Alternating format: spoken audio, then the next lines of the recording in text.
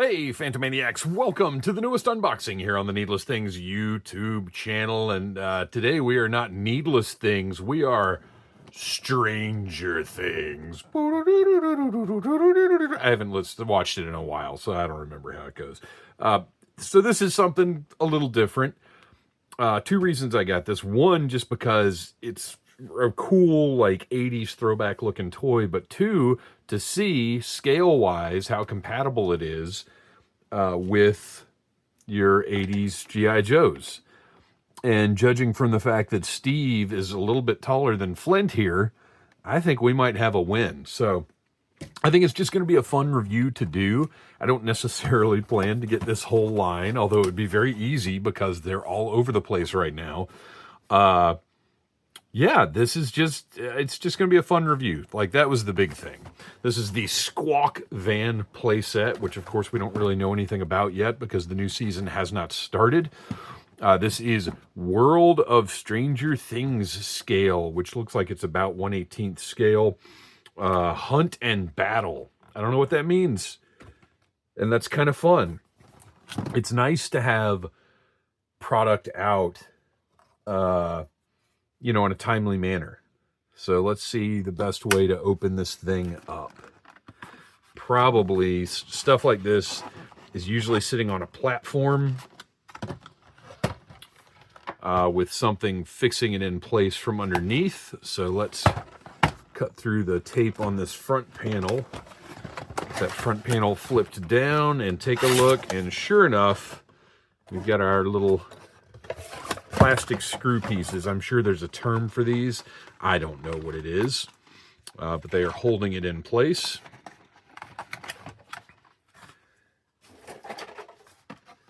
I'm very excited about this because it has a very, like, Adventure People kind of look to it.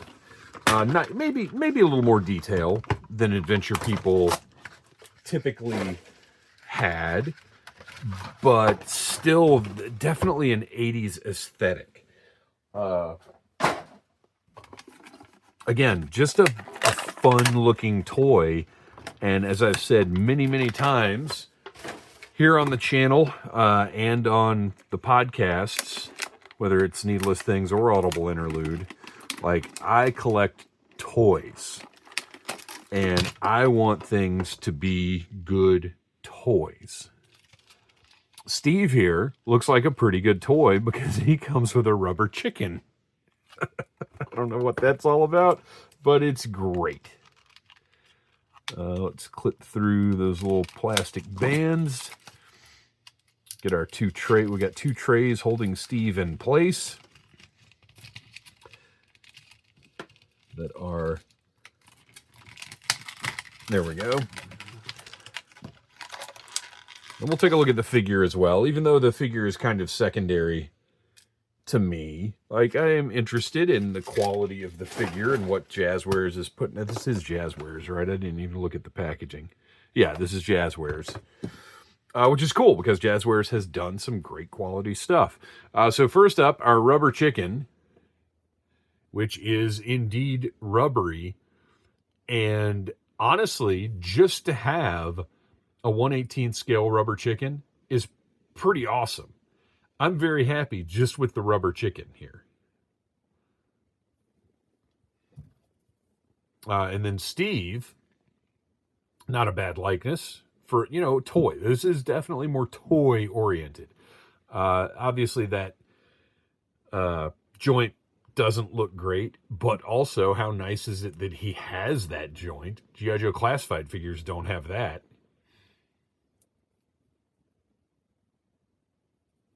So nicely, I'm going to zoom back out just a little bit so we can actually see him. Let me get the van out of the way. We'll go ahead and get Steve taken care of so we can focus on the van. So he's got pretty good shoulder joints. He's got the swivel and bend elbows, swivel and bend wrists, which is more than I expected. I believe also in the line right now, they've got the kids with their bikes. And there's a Demogorgon. You got to have a Demogorgon. That's like a centerpiece of any Needless Things, or any Stranger Things toy line.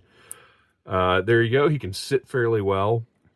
The knees don't bend all the way. We'll see how that affects him sitting in the van. And then he's also got ankle joints. So look at that. Pivot and swivel ankle joints. So this is a good figure. Oh, and this whole package was $25. So you get this pretty good, certainly a good toy figure, a rubber chicken, and the van for $25. I think that's great. So we've got a satellite dish on top of the van that folds down and swivels. So very cool. The van itself has a metallic finish, or the plastic is metallic, like true 80s style, which is awesome. Oh, the back door is open. The little back window here is actually translucent, it looks like. So let's see. Let's open those back doors up. Yes, that is a little translucent window. So even though the back isn't translucent, they're blacked out, which maybe kind of makes sense considering whatever is going on in here. And then we've got a side door that's functional. We've got a little adhesive circle here, holding it in place. Try to get that off without damaging that paint job or leaving any adhesion behind, which came off very nicely. Those graphics on the side, the pinstriping, it's fantastic. And this looks great. The wheels are not rubber, but they do spin, and they look good. The Squawk WSQK translucent. You've got a nice windshield. The front, all just paint, no translucent plastic for the headlights or anything. But that, again, for $25, it's pretty darn good. The license plate, Rockin' Hawkins Hitmaker. And then the big, okay, so let's get this side door opened up. Slides right open, no problem. That alone is just such a cool feature. I love that. But then to access, because these front doors do not open, they're not hinged or anything, but that's okay. That's why I say this is really an 80s style. And I know there's some 80s vehicles that would have had hinged doors here, but the important thing here is the playset value, which is inside and revealed by opening the top of the van. And I would rather, I'm pretty sure this is essentially how the old, what was it, Galoob? Did Galoob do the A-Team figures in the 80s? I think that's correct. If I remember right, the old A-Team van, now the top came off completely. The side door opened, but I don't think the front doors opened. I think it worked the same as this.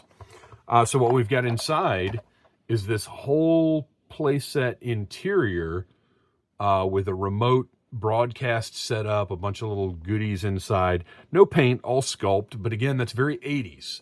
That's pretty much what this would have looked like in the 80s, I think. And then whatever this is, which I'm going to assume that's maybe to secure a Demogorgon or something. I don't know. Until we see the show, we won't know what's going on with those straps. But sorry. Here, let's pop that open so we can see inside. So those straps plug into place. And then plug back, or unplug and then plug back in. So whatever they're actually on a hinge over here, which is interesting. As opposed to being just softer plastic. I just bonked my head on the camera. So as opposed to being a softer plastic, these are actually a more firm plastic on a whole hinge unit, which is interesting. But all kinds of just gear and stuff sculpted in there. So now we need the test Beautiful exterior. Looks great. Now we need... Oh, well, okay. Let's see how Steve fits in first. That's important. Oh, and there are seat belts sculpted in there, but they're just part of the seat sculpt. They're not functional in any way. And there is a steering wheel. Sorry, I didn't even look at the front of the van. There is a steering wheel and some sculpted details on the dashboard, so that's nice. So let's see how Steve fits in there. I mean, I would guess he's going to fit. But you never know. You know, as with the 1/18th scale Ecto, where they didn't fit great necessarily, but look at this. He doesn't totally... Yeah, okay. No, that's good. He's in there. Could probably even put his hands on the wheel if I didn't have giant, clumsy fingers. Yeah, I could... You can almost get the hand on the wheel, or I can almost get the hand on the wheel. So yeah, he fits in there nicely. Can kind of, I guess, just sit him on the ground at the microphone if you so desire. And nobody is standing up in this, but that's, you know, this is a van, not like a mobile battle headquarters or whatever. So you can get more figures in here just kind of sitting down. So now, as we've seen, Steve is a little bigger than Flint. So your Joes are absolutely going to fit into this vehicle.